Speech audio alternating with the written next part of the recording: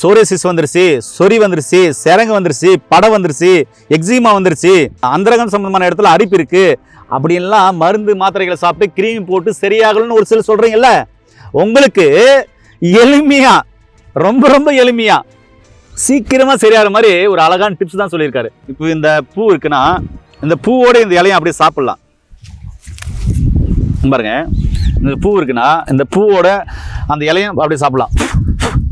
இது எதுக்குன்னா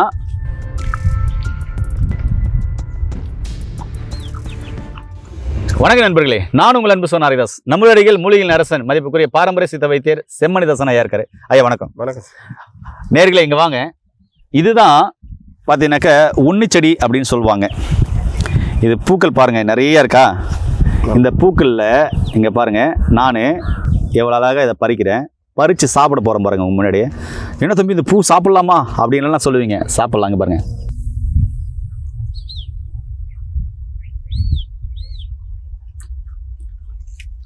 நல்லா இனிப்பாக டேஸ்ட்டாக அருமையாக இருக்குன்னா பார்த்துக்காங்களேன். இப்படிப்பட்ட ஒரு அற்புதமான மூலிகை. இது பழம் வந்து கருப்பாக இருக்கும், சாப்பிட்டா இனிப்பாக இருக்கும். நம்மலாம் சாப்பிட்ருப்போம் இல்லையா. இது உன்னி செடின்னு சொல்லுவாங்க. ஐயா இதுக்கு ஒரு பேர் வச்சிருக்காரு.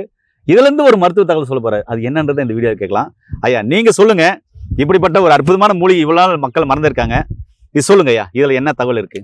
வணக்கம். இது வந்து பார்த்தீங்கன்னா ஜிமுக்க மல்லி அப்படி என்று ஒரு சொல்லக்கூடிய இந்த மூலிகை உன்னிப்பழம் அப்படின்னு சொல்லுவாங்க. இந்த பழம் வந்து கருப்பா இருக்கும் சின்னதா. இதை வந்து கிராமத்துல பிள்ளைங்க வந்து சாப்பிடுவாங்க. இப்போ நம்ம ஐயா மரியாதைக்குரிய ஐயா ஆரோக்கியதாஸ்ஜி அவர்கள் சாப்பிட்டது காட்டினாங்க பாருங்க. அதே போல இந்த பூவை வந்து சாப்பிடலாம். இதுல தேன் நிறைய இருக்கு இந்த பூவில். இந்த இலைகளை அரைத்து மஞ்சள் வைத்து அரைத்து மேலே பூசி கொண்டு வரும்பொழுது தோல் நோய்கள் அனைத்தும் தீரும். தோல் நோய்கள் அனைத்தும். ஆமா நண்பர்களே, நல்லா புரிஞ்சுக்கோங்க. சோரியாசிஸ் வந்துருச்சு, சொறி வந்துருச்சு, சிரங்கு வந்துருச்சு, படை வந்துருச்சு, எக்ஸிமா வந்துருச்சு, அப்புறமா பார்த்தீங்கன்னாக்க அந்த அந்தரகம் சம்பந்தமான இடத்துல அரிப்பு இருக்கு அப்படின்லாம் மருந்து மாத்திரைகளை சாப்பிட்டு கிரீம் போட்டு சரியாகலன்னு ஒரு சிலர் சொல்றீங்கல்ல, உங்களுக்கு எளிமையா ரொம்ப ரொம்ப எளிமையா சீக்கிரமா சரியாகிற மாதிரி ஒரு அழகான டிப்ஸ் தான் சொல்லியிருக்காரு. இதுலயும் தோல் நோய்கள் குணமாகனா பாருங்க எவ்வளவு ஆச்சரியமான தகவல்னு. ஆனா இந்த இலையெல்லாம் நாங்க சாப்பிடுறது, நான் அப்படியே சாப்பிடுவேன். இது எப்படி இருக்குன்னா, வயிற்றுல புண்கள் இருக்குல்ல, இப்போ இந்த பூ இருக்குன்னா இந்த பூவோட இந்த இலையும் அப்படியே சாப்பிடலாம். பாருங்க, இந்த பூ இருக்குன்னா இந்த பூவோட அந்த இலையும் அப்படியே சாப்பிடலாம். இது எதுக்குன்னா,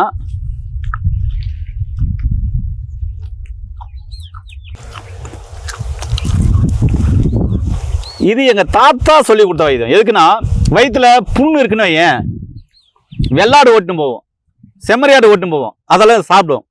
அப்போ பிடுங்கி தருவார். வயிற்றுல புண்ணு இருக்குன்னா பேசும்போதே அந்த ஸ்மெல் வரும். ஏடா வாயில இவ்வளோ கட்டணாத்தான் அடிக்குது, சாப்பிட்ற இதை அப்படின்னு பிடுங்கி சாப்பிட்டு கொடுப்பாரு. அந்த நினைவு இப்போ வந்ததுனால தான் இந்த இலையும் சாப்பிடலான்னு சொல்கிறேன். இதை சட்னியும் செஞ்சு சாப்பிட்டுக்கிறாங்க. சொல்லுங்க நீங்க.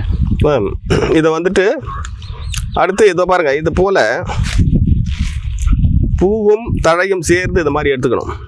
எடுத்துக்கிட்டு ஒரு 1/4 கிலோ தேங்காய் எண்ணெயில் இதை அப்படியே சும்மா கட் பண்ணி போடலாம். போட்டுட்டு அதனுடன் கூட வந்து வெட்பாலையில் ஒரு 6 இலை கட் பண்ணி போடலாம்.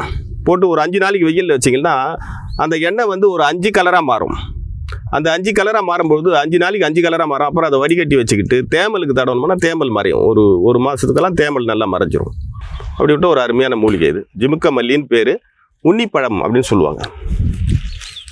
என்ன நண்பர்களே, ஐயா மருத்துவ தகவல் சொல்லிட்டாரு. ஆனால் எனக்கு அந்த டேஸ்ட் ஒட்டிக்கிச்சு. இது எப்படி தெரியுங்களா, அந்த ஈரல் லிவர் சாப்பிட்டா எப்படி அந்த டேஸ்ட்டில் சூப்பராக அருமையாக இருக்குது. ஏன்னா உங்களுக்கும் சோரியாசிஸ் இருக்கா, படை இருக்கா, சொறி இருக்கா, எக்ஸிமா இருக்கா, தோல் நோய் பல வருஷமாக இருக்கா, கவலைப்பட வேண்டாம். இப்படிப்பட்ட இயற்கையான மருத்துவ தகவலை தெரிஞ்சுட்டு இதை நீங்கள் எடுக்கிற மருந்து மாத்திரைகளோட ஆயிலோட பயன்படுத்தி பாருங்கள். அப்படி இதுவும் கிடைக்கல அப்படின்னா ஐயா கிட்ட பார்த்தீங்கன்னா சோரியாசிஸ்க்கான ஆயில், இது பாலில் 2 சொட்டு இரவில் மட்டும் சாப்பிட்டாவே போதுமானது. இல்லைன்னா நாட்டு சக்கரை 2 சொட்டு விட்டு அப்படியே சாப்பிட்டுக்கலாம்.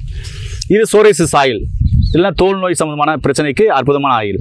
இந்த ஆயிலை வந்து மேல் பூச்சிக்காக நீங்கள் தடவிட்டு வரலாம். இதெல்லாம் தடவும் போது உடல் உஷ்ணம் அதிகமாகுது அப்படின்னு சொன்னால் உள்ளுக்குள்ளே குங்குலி வெண்ணெய் போன்ற குளிர்ச்சியான மருந்துகளோ குளிர்ச்சியான பொருள்களோ கொடுக்கலாம். இது படித்த பட்டதாரி மருத்துவம் மூலமாக கண்டிப்பாக உங்களுக்கு கொடுப்பாங்க. தேவைப்படுறவங்க கீழே போகிற நம்பர் கால் பண்ணிவிட்டு நோய் நொடி இல்லாமல் ஆரோக்கியமாக வாழுங்க. இந்த வீடியோ முடிஞ்ச அளவுக்கு எல்லாருக்குமே ஷேர் பண்ணுங்கள். இது மாதிரியான பூக்களை கண்டிப்பாக அப்படின்னு உறிஞ்சி தேன் மாதிரி இருக்கும், அனுபவம் இருக்கும். இதை வந்து அப்படி பண்ணியிருந்தீங்கன்னா கீழே கமெண்ட்ஸ் பண்ணுங்கள். இந்த பழத்தை சாப்பிட்ட அனுபவம் எப்படி இருக்குது கமெண்ட்ஸ் பண்ணுங்கள். இந்த இலையே நான் சாப்பிட்ட அனுபவம் எனக்கு இருக்குது. இதுவும் பக்க விளைவுகள் இல்லை தான். தேவைப்பட்டால் மருத்துவ ஆலோசனைப்படி இந்த இலையை நீங்கள் பயன்படுத்தி நோய் நொடி இல்லாமல் ஆரோக்கியமாக வாழுங்க. மீண்டும் இன்னொரு அருமையான பதிவில் உங்களை இன்னும் சந்திக்கும் வரை உங்களுக்கு விடைபெறுவது உங்கள் குடும்பத்தில் ஒருவனாக உங்கள் அன்பு சகோதரன் ஹரிதாஸ். நன்றி, வணக்கம், வணக்கம் ஐயா.